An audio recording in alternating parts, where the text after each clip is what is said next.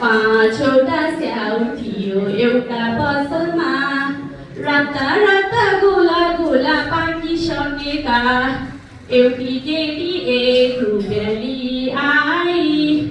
एउटा स्याउ किनी लगेर खाई एउटा स्याउ त बेचिसक्नुभयो अब कतिवटा स्याउ बाँकी रह्यो 4वटा स्याउ थियो एउटा पसलमा राता राता गोला गोला पाकिसकेका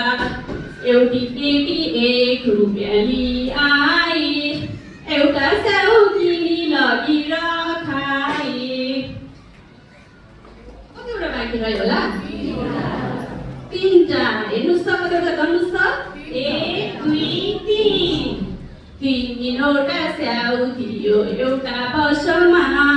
राता राता गोला गोला पाकिसकेका एउटी केटी 1 रुपियाँ लिई आई एउटा स्याउ किनी लगेर खाई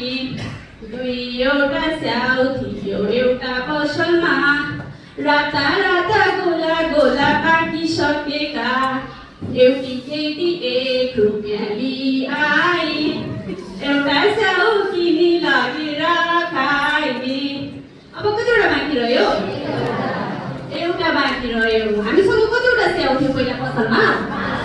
5वटा अब एउटा मात्रै बाँकी रह्यो है त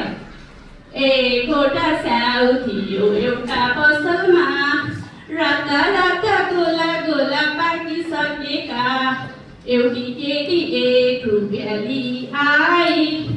एउटा स्याउ किनी लगेर खाई कतिवटा बाँकी रह्यो 0 सित्यो स्याउ त पसलमा त 5वटा स्याउ थियो 5वटै बिकिसक्यो अब कतिवटा बाँकी रह्यो त 0 छैन सित्यो